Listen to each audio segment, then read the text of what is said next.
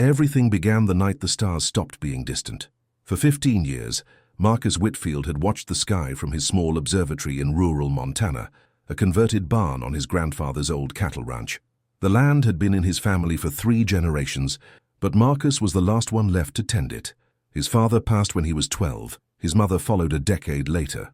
The ranch had become too quiet, too heavy with memory, so Marcus filled the silence with numbers, coordinates, and the cold mathematics of celestial mechanics. He wasn't an astronomer by training, just a mechanic who fixed tractors and farm equipment during the day and pointed a telescope at infinity after dark. Something about tracking objects through the void brought him peace, or maybe it was just distraction. He told himself it didn't matter which. The observatory wasn't sophisticated. He'd built most of it himself using salvaged equipment and mail-order parts, a 14-inch reflector telescope, a CCD camera cobbled together from electronics forums, software he'd learned to code during long winter nights when the cold made sleep impossible. He tracked asteroids mostly, logged their trajectories, submitted his observations to databases that probably no one read. It was honest work for a man who needed to feel useful in a universe that had stopped making sense when his mother's eyes went dark in that hospital room. Marcus had never been religious. His mother was deeply so. She'd prayed until the very end, her fingers wrapped around rosary beads, even as the morphine pulled her under. He'd watched her lips move in silent conversation with something he couldn't see, couldn't touch, couldn't believe in. When she finally let go, he'd felt nothing but the weight of absence. If there was a God, Marcus reasoned, he was too far away to matter, like the stars, beautiful in their distance, irrelevant in their silence. But that night, November 7th, a Thursday, something changed. Marcus had been tracking an object the astronomical community had designated 3I Atlas. It was an interstellar visitor, a wanderer from beyond the solar system. Unlike most asteroids which orbited the Sun in predictable loops, 3I Atlas had come from somewhere else entirely. Its trajectory suggested an origin outside humanity's celestial neighborhood, arriving from the dark spaces between stars.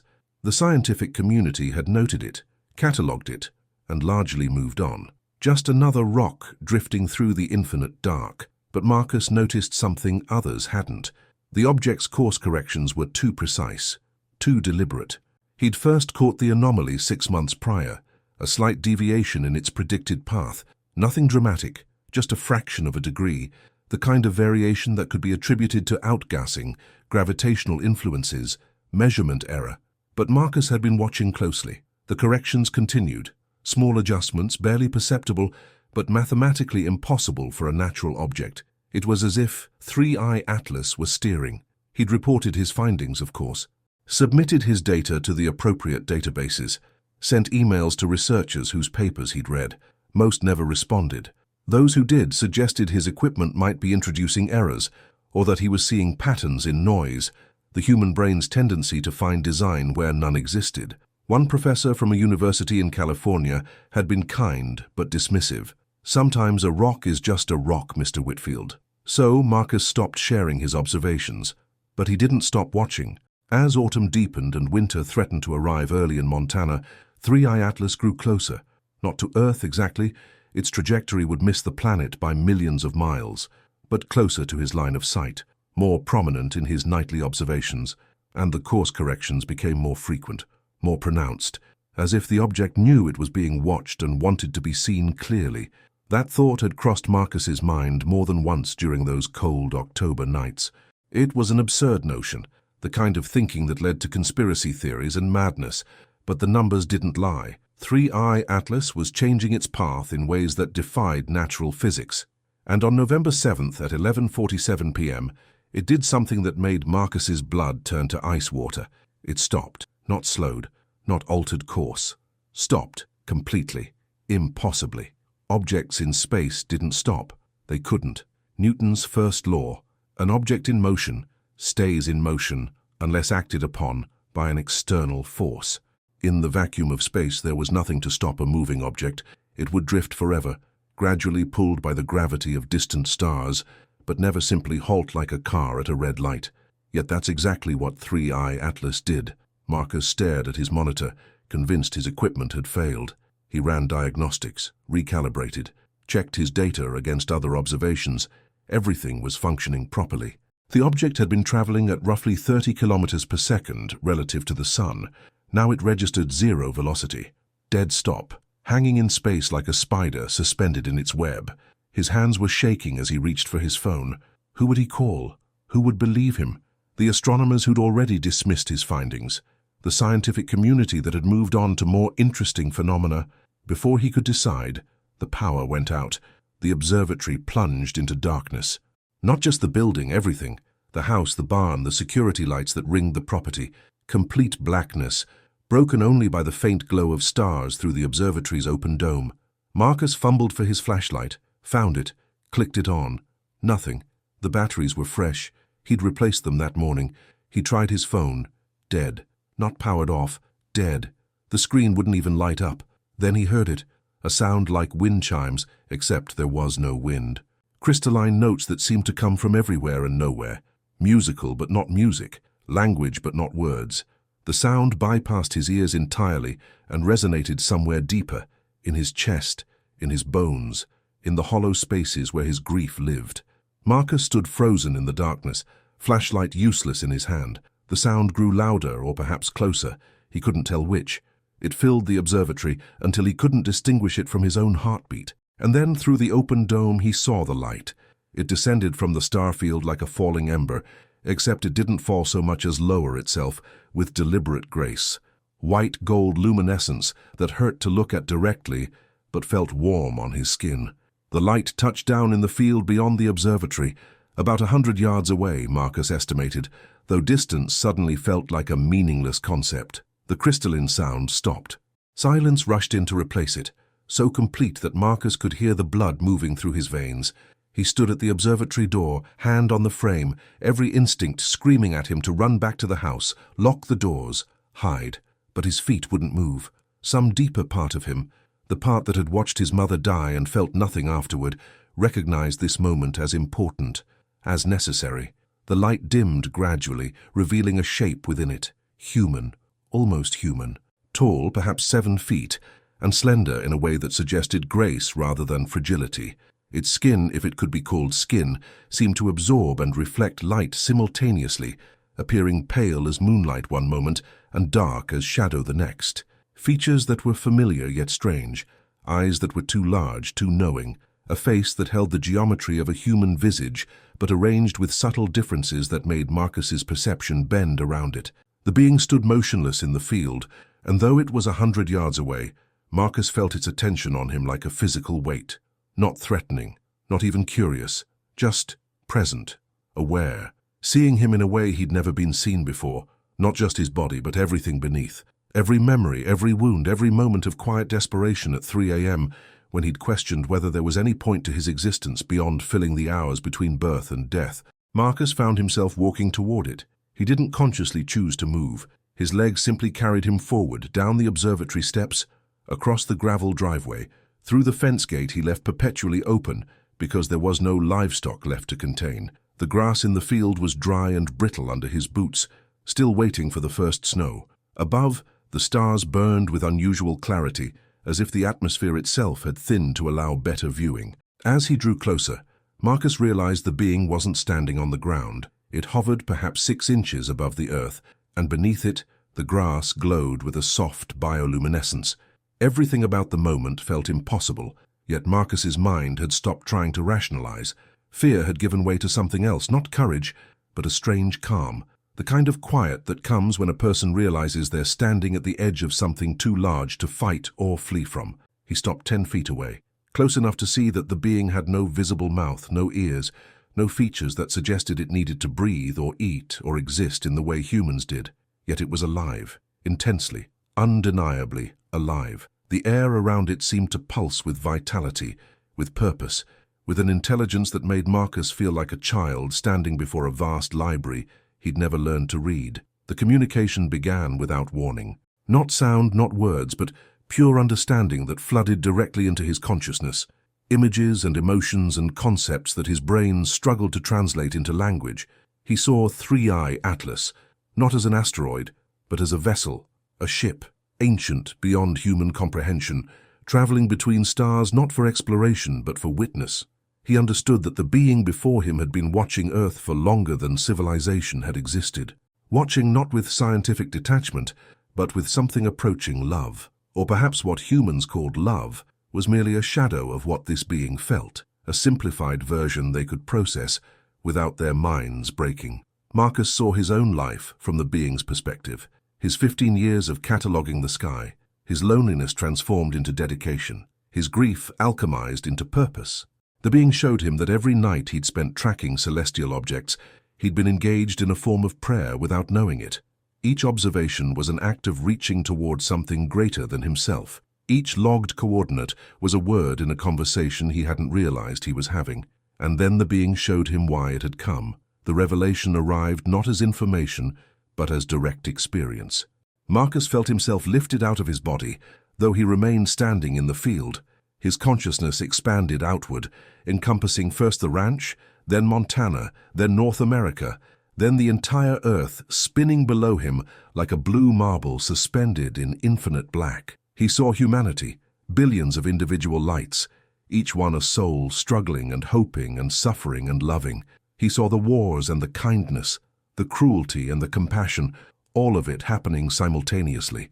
And he understood that Earth was not a prison or a testing ground, but a chrysalis, a place where consciousness learned to transform itself through limitation and choice. The being showed him what humans called the rapture, but not as religious doctrine had described it, not as righteous souls being plucked from Earth while sinners burned.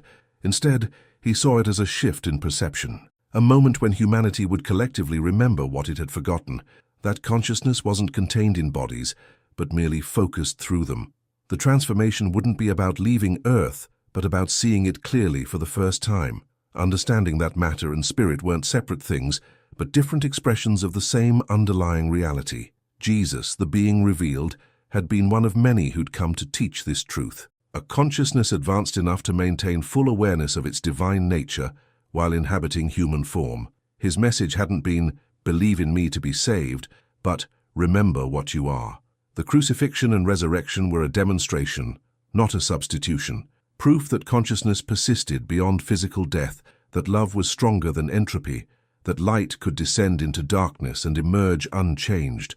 But humanity had misunderstood, had built religions around the messenger instead of embodying the message, had created hierarchies and doctrines and wars over interpretations of truth rather than simply living it. The being showed Marcus that this wasn't failure, it was process. Humanity was young, still learning, still growing, and the transformation was coming not because people deserved it or had earned it, but because it was the natural next step in conscious evolution. The vision intensified. Marcus saw what Earth would become after the shift, not destroyed but clarified, the veil between dimensions thinning until physical reality became translucent, revealing the light that had always been underneath. People living with full awareness of their eternal nature, while still experiencing physical life. Death, losing its sting because everyone would remember it, was merely a transition, like removing a costume after a play. Suffering diminishing because with expanded consciousness came expanded compassion and wisdom. But the transformation required witnesses first, people who would experience the truth and carry it back into human society. Not to preach, the being was clear about this, but to embody, to live as examples of what was possible. Marcus saw himself as one of hundreds, perhaps thousands, scattered across the planet. Ordinary people, mechanics and farmers and truck drivers and teachers, people whose humility made them capable of receiving truth without corrupting it with ego or ambition. The vision released him as suddenly as it had taken hold. Marcus gasped, finding himself back in his body, standing in the cold Montana field. His legs trembled, his heart hammered against his ribs like something trying to escape. The being remained before him, hovering in its circle of luminescent grass, and Marcus understood with absolute certainty that it was waiting for his response. Not his words, his choice. Would he accept what he'd been shown, or would he retreat back into the comfortable smallness of his previous existence? He opened his mouth to speak, realized he had no voice, and simply nodded. The being's form rippled, like heat waves rising from summer asphalt. For a moment, Marcus saw what it truly was beneath the shape it had adopted for his benefit, something vast and multidimensional, existing simultaneously in layers of reality, his human perception couldn't fully process. Then it stabilized again, returning to the almost human figure his mind could tolerate. A new understanding flooded through him. The being wanted him to do something, not preach on street corners or start a movement, nothing so obvious. It wanted him to reach the one person on earth whose voice carried weight in the spiritual realm, yet also possessed the humility to listen. Someone who understood both the power and limitation of religious institutions. Someone who spoke for millions, but could still hear truth when it whispered. The Pope. Marcus nearly laughed. The absurdity of it struck him like a physical blow. He was a mechanic from Montana who hadn't been inside a church since his mother's funeral. He had no connections, no credentials, no way to even get past the front gates of Vatican City. The being might as well have asked him to fly to Mars using thought alone, but the understanding persisted, patient and absolute. The how wasn't his concern. He simply needed to try. The universe would handle the rest, would arrange circumstances in ways that would seem like coincidence to those who believed in randomness.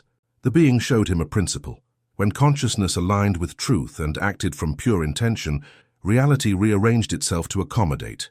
Not magic, not miracles, simply the natural operation of a universe that was itself conscious and responsive. Then the being did something that would change Marcus forever. It reached toward him, not with hands, but with something that transcended physical touch. Marcus felt it enter his chest, not invasive but invited, welcomed by some deeper part of himself that had always known this moment would come. Warmth spread through him, starting at his heart and radiating outward. Every cell in his body seemed to wake up, to remember something ancient and essential. The grief he'd carried for 15 years, the hollow ache of his mother's death, the weight of his father's absence, the loneliness of empty rooms and silent meals, didn't disappear, but it transformed. He saw those losses not as endings but as doorways. Each wound had hollowed out space inside him, creating room for something larger to enter. His suffering had been preparation, not punishment. Tears streamed down his face. Not sad tears, not happy tears, something beyond that binary. Tears that came from recognizing himself fully for the first time, not as a broken man hiding in an observatory, but as an eternal being having a temporary human experience. The recognition didn't erase his humanity. It sanctified it, made every moment of his ordinary life sacred and necessary. The being withdrew, and Marcus felt simultaneously more alone and more connected than he'd ever been. The light began to intensify again, preparing for departure. Before it ascended, a final communication passed between them, not words but a pure transmission of love.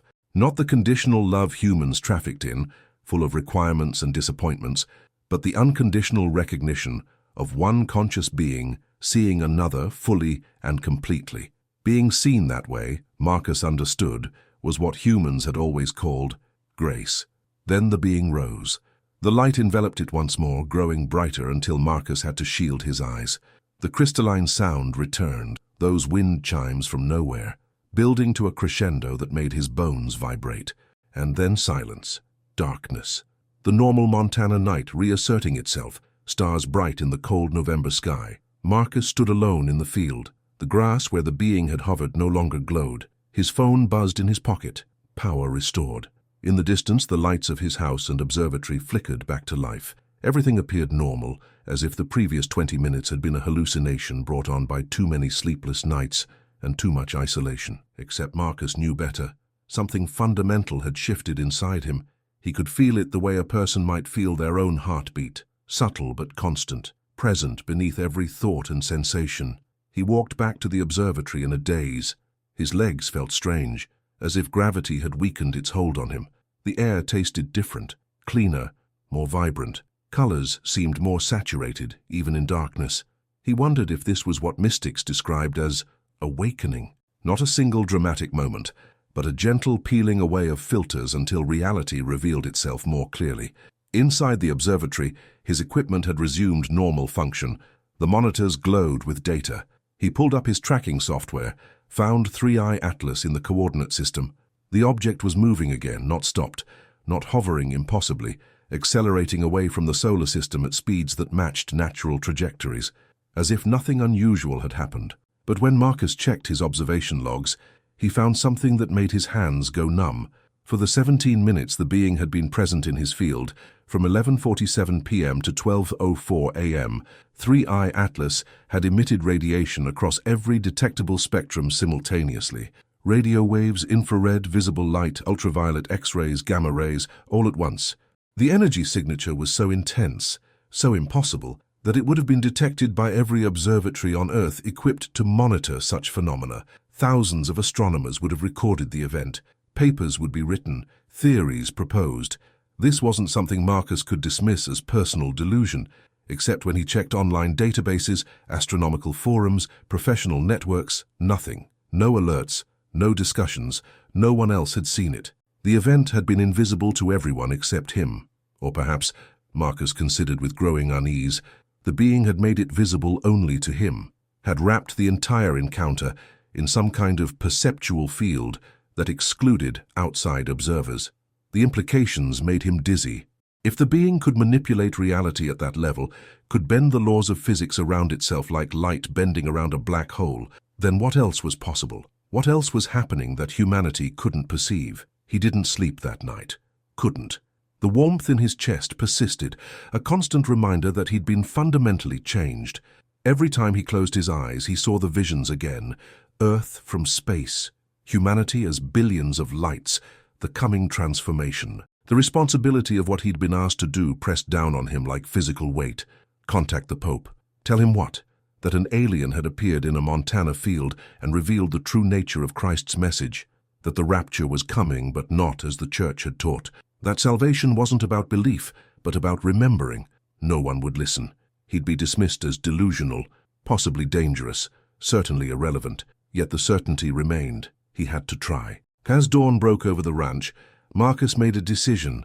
He would document everything, write down exactly what he'd experienced, what he'd been shown, what he understood, not as a religious tract or a conspiracy manifesto, but as a simple, honest account.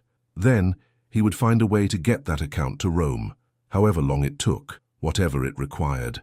The being had said reality would arrange itself if he acted from pure intention. He would test that principle. For 3 days, Marcus wrote. He barely ate, barely slept. The words poured out of him like something that had been waiting years to be expressed. He described the encounter with forensic precision, times, locations, sensory details, but he also captured the emotional and spiritual dimensions, the feeling of being seen completely, the vision of Earth as chrysalis, the understanding that consciousness transcended physical form. He wrote about his mother's death, his 15 years of isolation, the way grief had prepared him for grace. He made himself vulnerable on the page in ways he'd never allowed himself to be in person. When he finished, he had a 47-page document that felt simultaneously too short and too long. Too short to contain the enormity of what he'd experienced, too long for anyone to take seriously.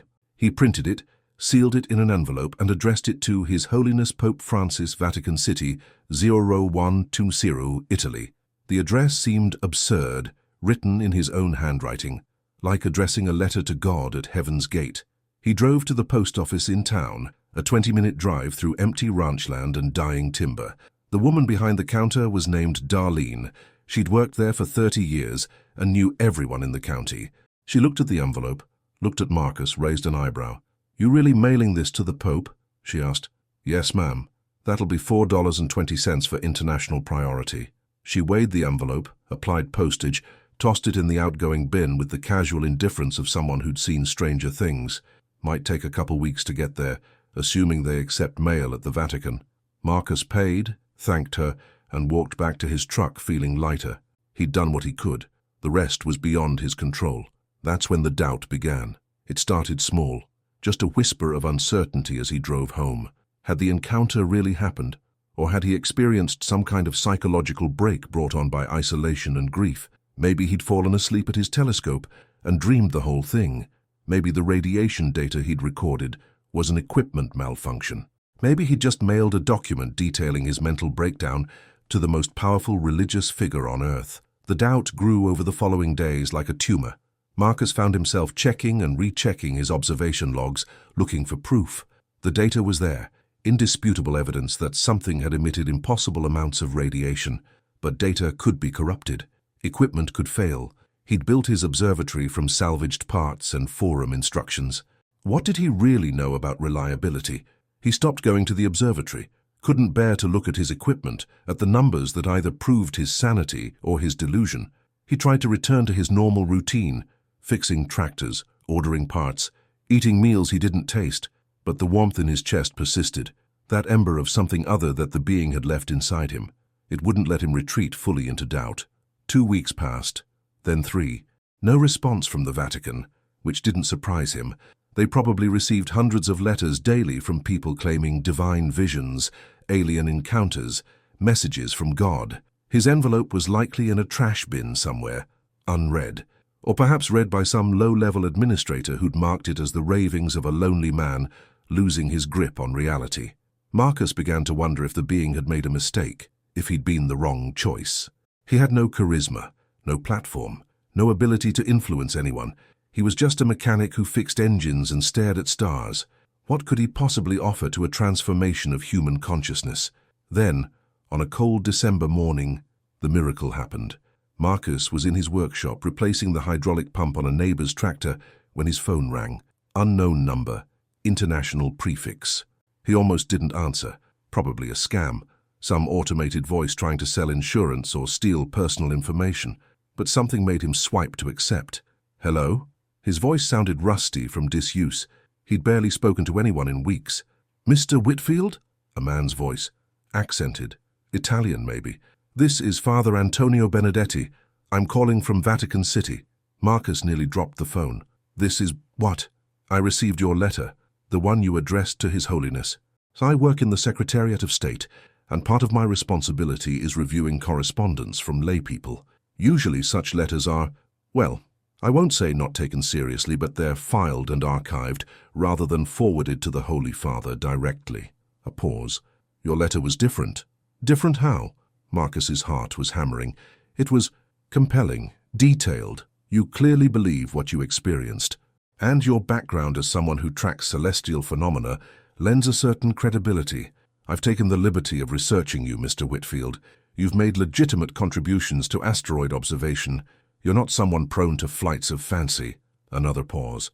His Holiness has asked to speak with you personally. The workshop seemed to tilt. Marcus sat down hard on a workbench stool. He wants to... The Pope wants to speak with me. Yes, he's quite interested in your account. There are certain aspects of your experience that align with private theological discussions that have been taking place within the Church. Discussions about the evolution of consciousness, the nature of Christ's resurrection, the meaning of the second coming. Your letter arrived at a moment when His Holiness was actively seeking new perspectives on these questions. Marcus felt the warmth in his chest intensify. The being had said reality would arrange itself. He hadn't believed it could be this direct, this immediate. When? He managed. Can you come to Rome in January? All expenses will be covered, of course. We'll arrange your travel, accommodation, everything. His Holiness typically grants such audiences on Wednesday mornings. We can schedule you for January 15th, if that works with your availability. I'll be there. Excellent. I'll send you the details via email. And, Mr. Whitfield, please don't discuss this with media or post about it online. The Holy Father prefers to conduct these conversations in private, away from public scrutiny. Of course, I understand. After Father Benedetti hung up, Marcus sat motionless in his workshop for nearly an hour. The tractor pump lay forgotten on the workbench. Through the grimy window he could see snow beginning to fall, the first real accumulation of winter. Each flake caught the light as it descended, turning the air into a galaxy of tiny stars. He thought about his mother, about how she'd held her rosary in those final days, lips moving in prayer to a God Marcus couldn't feel or understand. He wished he could tell her what he'd learned, that her faith hadn't been misplaced, just incomplete. That prayer wasn't about begging a distant deity for favors, but about aligning consciousness with greater patterns. That every word she'd whispered in that hospital room had mattered, not because God was listening from heaven, but because she was participating in the fundamental creative force of existence itself. I'm going to meet the Pope, Mom, he said aloud to the empty workshop. His voice cracked. I don't know what I'm going to tell him, but I'm going to try. The warmth in his chest pulsed once, like an answer, like approval, like love recognizing itself across the veil that humans called death. January 15th arrived cold and clear. Marcus had never been to Rome, had barely been outside Montana except for a few trips to neighboring states for equipment. The flight alone was overwhelming, crossing an ocean, watching America shrink to toy size beneath him, landing in a city that had stood for thousands of years, while his ranch was barely a century old. The Vatican was smaller than he expected, and larger in significance than he'd imagined. Every stone seemed weighted with history, with millions of prayers, with the accumulated faith of generations. Father Benedetti met him at a side entrance, led him through corridors lined with art that Marcus recognized from textbooks but had never expected to see in person. Saints stared down from frescoes. Gold leaf caught the light. His boots, the same work boots he wore in his workshop, echoed on marble floors, and he felt acutely out of place. Yet something in him remained calm. The ember in his chest burned steady and sure. He belonged here not because of who he was, but because of what he carried. A message, a truth, a fragment of the larger transformation that was coming. They entered a small private room, not the grand audiences Marcus had seen in photographs. Just a simple space with 2 chairs, a table, a window overlooking a courtyard garden. Father Benedetti left him there, saying His Holiness would arrive shortly. Marcus sat and waited. His hands were shaking. He folded them in his lap, took slow breaths, reminded himself of what the being had shown him. Truth didn't need to be defended or proven. It simply needed to be shared honestly. The rest would unfold as it was meant to. The door opened. An elderly man entered, unmistakable even without his ceremonial vestments. Pope Francis moved slowly, favoring one leg slightly, but his eyes were sharp and kind. He smiled at Marcus, gestured for him to remain seated. Mr. Whitfield, thank you for making this long journey. He spoke English with a heavy accent, settling into the chair across from Marcus with a slight grimace. Please, there is no need for formality. I am simply Jorge. You are simply Marcus. 2 men having a conversation. Marcus found his voice. Your Holiness, Jorge, the Pope insisted gently. The titles are for public ministry. Here, we are just seekers of truth, yes? He leaned forward, his gaze intense. I read your letter many times. Each reading revealed something new. You describe an encounter that challenges everything the Church has taught for 2,000 years.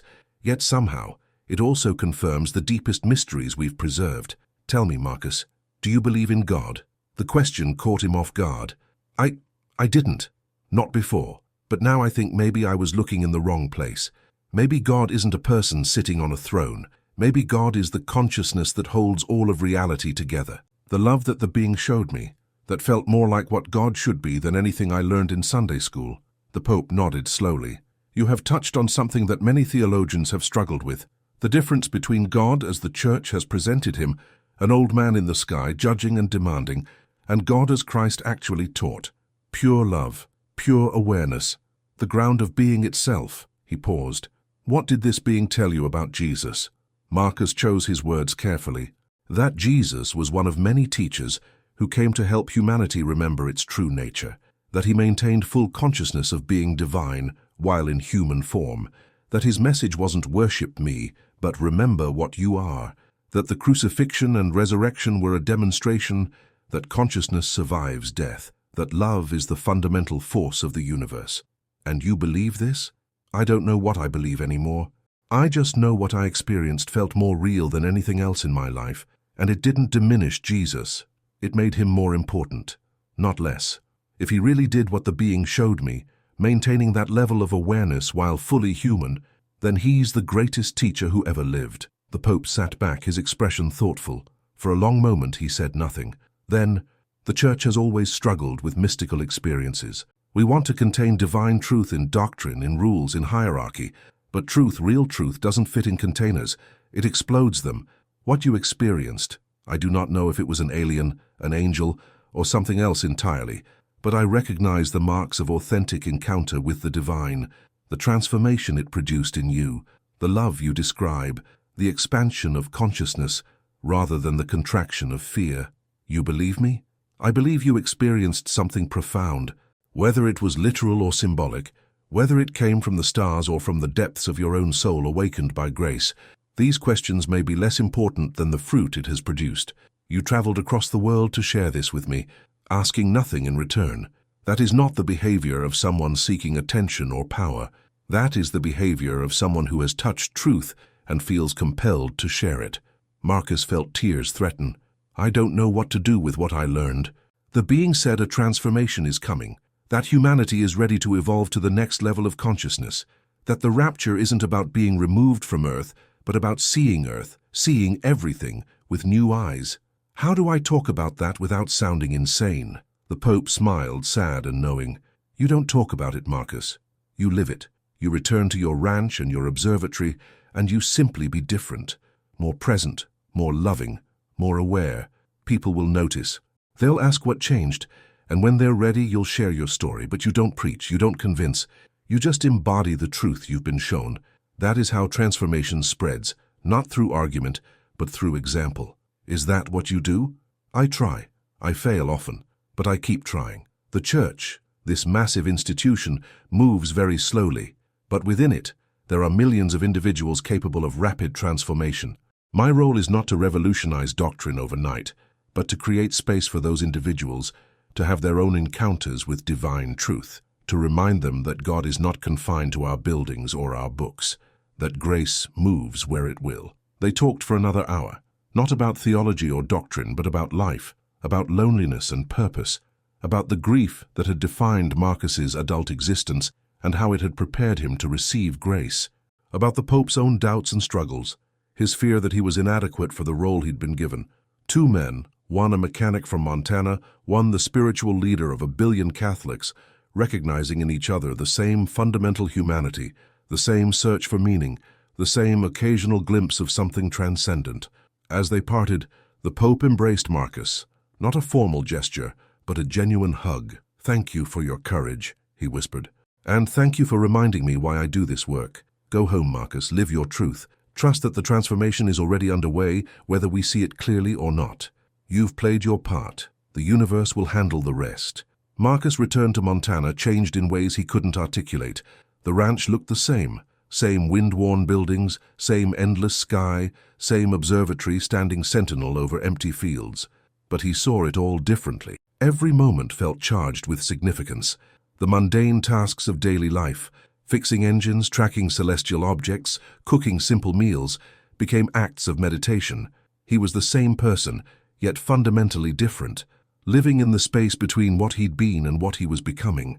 He resumed his astronomical observations, but with new purpose. He wasn't just tracking rocks anymore. He was bearing witness to the universe's vast unfolding. Each star he catalogued felt like a conversation with the infinite. Each night under the dome felt like prayer. Not prayer as begging or bargaining, but prayer as participation in something too large for words. People in town noticed something had changed about him. Darlene at the post office commented that he seemed lighter somehow. His neighbor, whose tractor he'd repaired, said there was a peace about him that hadn't been there before. Marcus didn't evangelize, didn't tell his story unless asked, but he found himself listening more deeply when people spoke, seeing past their words to the wounds and hopes beneath, offering kindness without expecting anything in return. Small miracles began occurring. Nothing dramatic, no resurrections or water turned to wine, just gentle synchronicities. A part he needed arriving a day early, a difficult repair suddenly making sense, running into old acquaintances at exactly the moment they needed someone to talk to, the kinds of things that could be dismissed as coincidence, except they happened with increasing frequency, as if reality itself was responding to his transformed consciousness.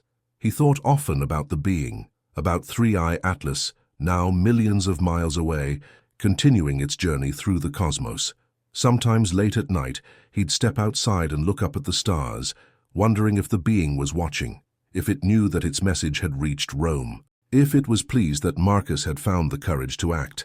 The warmth in his chest never faded. It became part of his baseline experience, a constant reminder that he carried something sacred, not special, but sacred.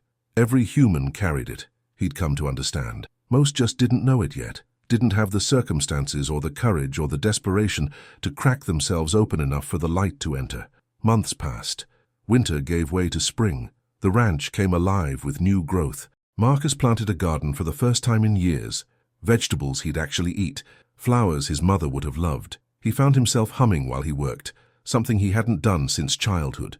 The loneliness that had defined his adult life hadn't disappeared, but it had transformed into solitude. He was alone but not lonely.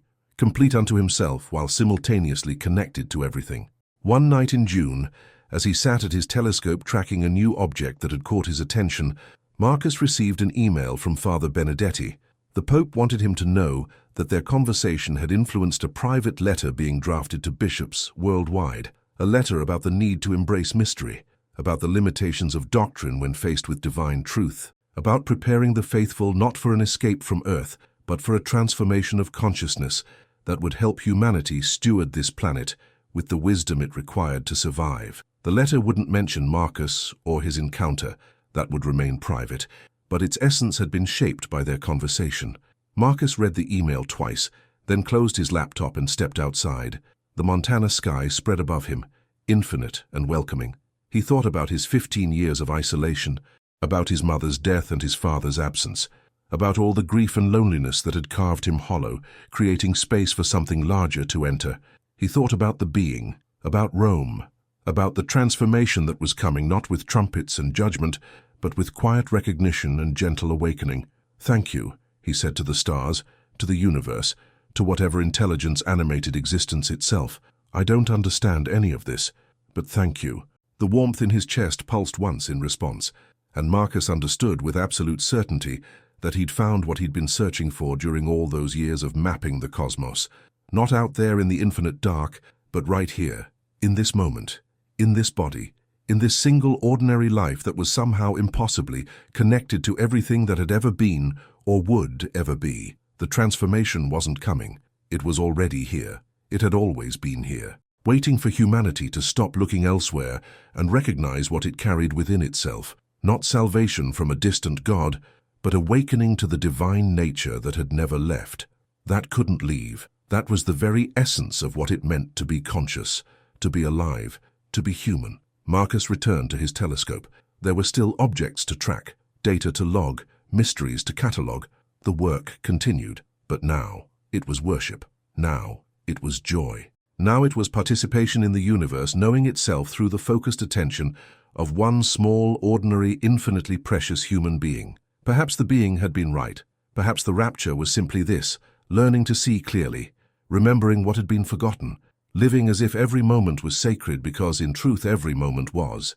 And somewhere light years away, 3i Atlas continued its journey between the stars, carrying witnesses to worlds not yet ready, but getting closer with each rotation, each orbit, each breath taken by beings learning to wake up from the dream of separation and remember the truth of unity that had always been, truth or fiction. Maybe even the storyteller doesn't know. Here, stories exist to touch and make you reflect. The magic only reveals itself to those who allow themselves to feel, not to those who insist on seeking certainties.